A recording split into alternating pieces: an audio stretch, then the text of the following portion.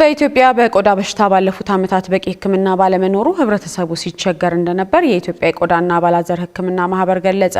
ማህበሩ እንደገለጸው አሁን ላይ የተሰሩ ባሉ ስራዎች መካከል ጅማሮ መታየቱን አንስቶ በዘርፉ የነበሩ ሐኪሞችን ቁጥር ከ18 ወደ 200 ማድረስ መቻሉን ገልጿል። ይህ የተባለው አምስተኛው የአፍሪካ የቆዳና የአባላዘር ሕክምና ማህበር ጉባኤ በኢትዮጵያ ለመጀመሪያ ጊዜ በተካሄደበት ወቅት ነው። በጉባኤው የተገኙት የኢትዮጵያ የቆዳና አባላዘር ሕክምና ማህበር ፕሬዝዳንት ሽመልስ ንጉሴ ባለፉት ዓመታት የቆዳ ሕክምናም ሆነ መድኃኒቱን ማግኘት አስቸጋሪ እንደነበር ገልጸው አሁን ግን በዘርፉ ለውጦች ስለመኖራቸው ጠቁመዋል። የነበርንበት ደረጃ ሕክምናው ምንም ያልነበረባቸው ብዙ ቦታዎች ነበሩ። ኢትዮጵያ ውስጥ እንግዲህ ስናይ 80% የሚሆነው በገጠር የሚኖር ህብረተሰብ ነው። አብዛኛው የገጠር ህብረተሰብ ቤዚክ የሚባለው ኢቭን ሕክምናም እያገኘ አይደለም። ይሄን ደግሞ ስንመለከት የቆዳ ሕክምና ጭራሹኑ መድኃኒቱም የለም ሕክምናውም የለም። ግን ህብረተሰቡ በጣም የሚሰቃይበት ሁኔታ ነው የነበረው። ያንን ብናይ ባለፉት 20 ዓመታት ከፍተኛ ምርታ ለውጦች በመኖሩ ያንን አሁን ያለበትን ደረጃ ለሌሎች ሀገሮችም ምሳሌ እስከመሆን ደርሰናል ማለት። ስለዚህ በ20 ዓመት ያገኘነው ለውጥ ከፍተኛ ነው። በወቅቱ የነበሩት 18 ሐኪሞች ናቸው የቆዳ ሕክምና ስፔሻሊስቶች። አሁን ግን ከ220 በላይ ደርሰዋል ማለት። የቆዳ በሽታ ከተላላፊ በሽታዎች ቁጥጥር ጋር በቀጥታ የተቆራኘ መሆኑ በመድረኩ የተነገረ ሲሆን ውስብስብ የሆኑ የቆዳ በሽታዎችንና ካንሰርን ቀድሞ መለየትና ማከም የሚያስችል አሰራር ስለመዘርጋቱም ነው የተሰማው። ቢሆንም ለዘርፉ የተሰጠው ትኩረትና የሀብት እጥረት አሁን ፈተና እንደሆነ ነው የማህበሩ ፕሬዝዳንት ያነሱት። አብዛኛው ትልቁ ችግር ሪሶርስ ነው። አቅም ችግር አለ፣ ትኩረትም ያለ መስጠት ችግር አለ። አሁንም የዓለም የጤና ድርጅት እየሰራ ያለው ነገር ትልቁ ምንድነው? ትኩረት እንዲያገኙ የቆዳ በሽታ ችግሮች አቅጣጫ አስቀምጧል። የሕክምና ቅብብሎች ስርዓቱን በማሻሻል አገልግሎቱን ለተጋላጭና ርቀት ላይ ለሚገኙ የህብረተሰብ ክፍሎች ተደራሽ ለማድረግ እየሰራ መሆኑን የገለጸው ጤና ሚኒስቴር በበኩሉ የቆዳና የአባላዘር በሽታን በተመለከተ ከዚህ ቀደም በመከላከል ላይ ብቻ ያተኩር የነበረው ፖሊሲ አሁን ላይ መከላከልንና ሕክምናን አጣምሮ በያዘ መልኩ መሻሻሉን አስረድቷል። የጤና ሚኒስቴሯ ዶክተር መቅደስ ዳባ የሰው ኃይሉና ፍላጎቱ መጣጣም አለመቻሉን ገልጸው የሰው ኃይል ላይ በስፋት እየተሰራ ስለመሆኑም ተናግረዋል። We're investing in specialized care. በልዩ እንክብካቤ ላይ ኢንቨስት እያደረግን ነው። እናም በሀገር አቀፍ ደረጃ አገልግሎቱን ወደ ኢነርቭ ቀዶ ጥገና ተሃድሶ ማዕከልና የላቀ ምርመራ እያሰፋን ሲሆን የሪፈራል ስርዓቱን ከማጠናከር በተጨማሪ ከሙያ ማህበራችን ከኢትዮጵያ የቆዳ ሕክምናና የአባላዘር በሽታ ማህበር ጋር በመሆን በስፋት እየሰራን ነው። በተጨማሪም የሰው ኃይል እየገነባን ነው። ምክንያቱም የጤና አጠባበቅ ስርዓታችን የጀርባ አጥንት የሰው ኃይል ነው። ፍላጎቱ ከፍተኛ ስለሆነ ብዙ ኢንቨስት ማድረግ አለብን። እንደ አህጉር በጤና የሰው ኃይል ላይ ኢንቨስት ለማድረግ ገና ብዙ ይቀረናል። ወደ ኋላ ቀርተናል። ነገር ግን በትብብርና ተደራሽነትን በማስፋት በጋራ ከሰራን የአህጉራችንን አቅጣጫ መቀየር እንችላለን። የኢትዮጵያ ብሔራዊ ምርጫ ቦርድ በማከናወን ላይ ያለውን የሰባተኛው ጠቅላላ ምርጫ የቅድመ ምርጫ ተግባራትን ተከትሎ በርካታ ሐሰተኛ የማህበራዊ ትስስር ገጾችና ዜናዎች መፈጠራቸውን አስታወቀ። ቦርዱ ይህን ያለው አሳሳች መረጃዎችን የሚያሰራጩ ግለሰቦችን ተጠያቂ እንደሚያደርግ ባወጣው መግለጫ ላይ ነው።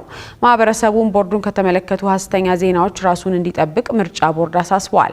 ማህበረሰቡ የተረጋገጡ የቦርዱን ዜናዎችና ማስታወቂያዎች ከ438 ሺህ በላይ ተከታይ ባለው ይፋዊ የፌስቡክ ገጹና በሌሎች የማህበራዊ ትስስር አማራጮቹ እንዲከታተሉም ጥሪ አቅርቧል። መረጃው ከኢትዮጵያ ብሔራዊ ምርጫ ቦርድ የተገኘ ነው።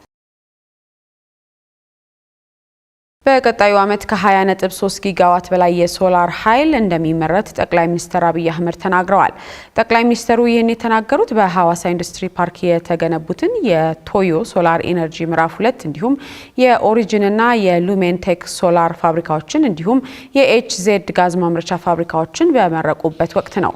ሶስቱ የሶላር ፋብሪካዎች በአጠቃላይ በዓመት 11.3 ጊጋዋት ኃይል የማመንጨት አቅም ያላቸው ሲሆን የኤችዜድ ጋዝ ፋብሪካ ደግሞ በዓመት 900 ቶን ኦክሲጅን እንዲሁም 40,000 ቶን ናይትሮጅን እና 7 ቶን ሃይድሮጅን ለገበያ የማቅረብ አቅም አለው ተብሏል።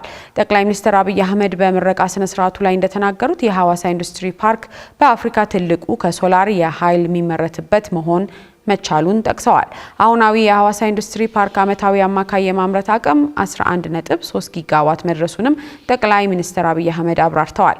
ከጥቂት ዓመታት በፊት የሐዋሳ ኢንዱስትሪ ፓርክ ጨርቃ ጨርቅ ይመረትበት እንደነበረ ያስታወሱት ጠቅላይ ሚኒስትሩ የአግዋ የቀረጥ ነጻ ኤክስፖርት እድል በመቋረጡ የተነሳ 90% ሼዶች ስራ ፈተው እንደነበር ገልጸዋል። መረጃው የኢቢሲ ነው። ያልተመለሱ የመልካም አስተዳደር ጉዳዮች ላይ ምላሽ ለመስጠት እንደሚሰራ የአዲስ አበባ ከተማ አስተዳደር ከንቲባ አዳነች አቤቤ ገልጸዋል። ከንቲባዋ ይህን የገለጹት የከተማ አስተዳደሩ የ9 ወራት አፈጻጸም ግምገማ መድረክ ላይ ሲሆን በበጀት ዓመቱ በእቅድ ከተያዙ ተግባራት መካከል 96 በመቶውን መፈጸም መቻሉን ጠቅሰዋል። ያልተመለሱ የመልካም አስተዳደር ጉዳዮች ላይ ምላሽ መስጠት የኑሮ ውድነትን የሚያባብሱ ችግሮችን በመቀነስ የዋጋ ንረትንና የገበያ መዛባትን ችግሮችን መከላከል ላይ ትኩረት እንደሚያደርግ ከንቲባ አዳነች አቤቤ ገልጸዋል። በተለይ በመሶብ ዲጂታል የአንድ ማዕከል የመንግስት አገልግሎት የተጀመሩ ስራዎችን በቀሪ ወራት ለማጠናቀቅና ቀሪ አገልግሎቶችን ዲጂታላይዝ ለማድረግ በትኩረት እንደሚሰራም አመላክተዋል። በዚህ ዓመት መጠናቀቅ ያለባቸውን ፕሮጀክቶችን በፍጥነትና በጥራት በማጠናቀቅ የሙሉ ዓመቱ የእቅድ አፈጻጸም አካል ይሆናሉ ያሉት ከንቲባዋ 7ኛው ሀገራዊ ምርጫ ነፃና ተአማኒ ሆኖ እንዲከናወን ሁሉም የሚጠበቅበትን ኃላፊነት እንዲወጣ አቅጣጫ መቀመጡንም ገልጸዋል። መረጃው የአዲስ ሚዲያ ኔትወርክ ነው።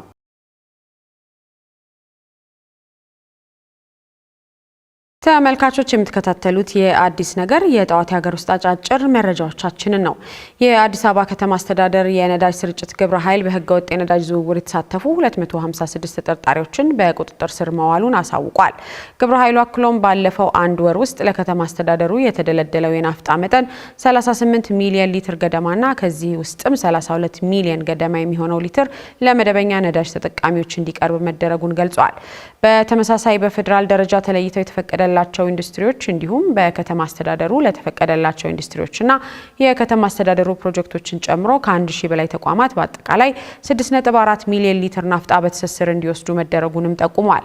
በዚህ ሂደት በህገወጥ የነዳጅ ዝውውር የተሳተፉ 256 ተጠርጣሪዎችን በቁጥጥር ስር መዋሉን የገለጸው ግብረ ኃይሉ በቁጥጥር ስር ከዋሉት ተጠርጣሪዎች መካከል አመራሮች፣ የጸጥታ ኃይሎች፣ የመንግስት ሰራተኞች፣ የማደያ ሰራተኞች፣ ህገወጥ ሰልፍ አሰላፊ ወጣቶች፣ ደላላዎችና ሾፌሮች እንደሚገኙ አሳውቋል። በቀጣይም የነዳጅ አቅርቦት ስርጭትና የአገልግሎት አሰጣጡ ይበልጥ እንዲሻሻል ለማስቻል የስርጭትና ቁጥጥር ስርዓቱን ማጠናከር እንደሚገባ ከግብረ ኃይሉና ከሚመለከታቸው ኃላፊዎች ጋር የመከሩት የአዲስ አበባ ከተማ አስተዳደር ምክትል ከንቲባ ጃንጥራር አባይ አሳስበዋል።